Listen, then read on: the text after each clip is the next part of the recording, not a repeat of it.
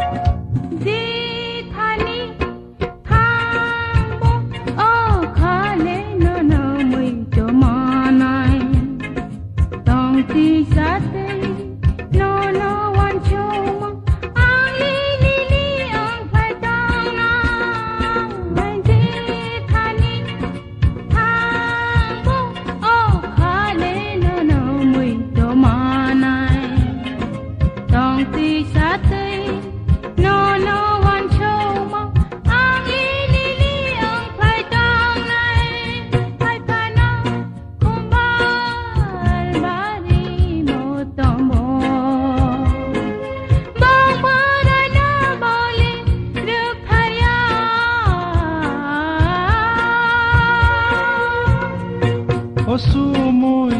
ang suboy ani dora lelaya or jamon ang recabe nang kere Gothogya sai chung sa kai sa kha bai kok sao Kano no thari masia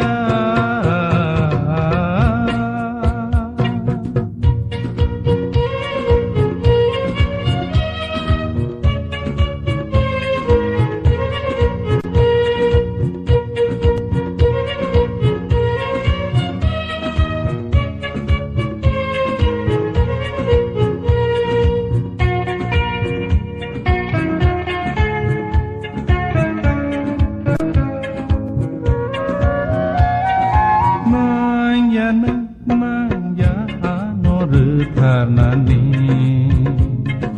Tongvi nengano suri simi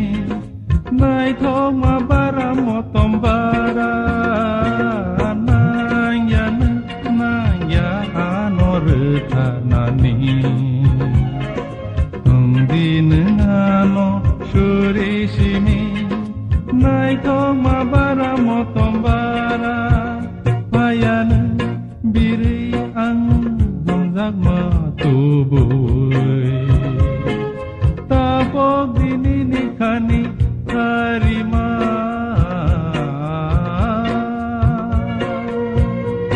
Amatia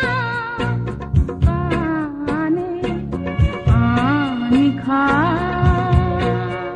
Kecangya Hoganti Kotago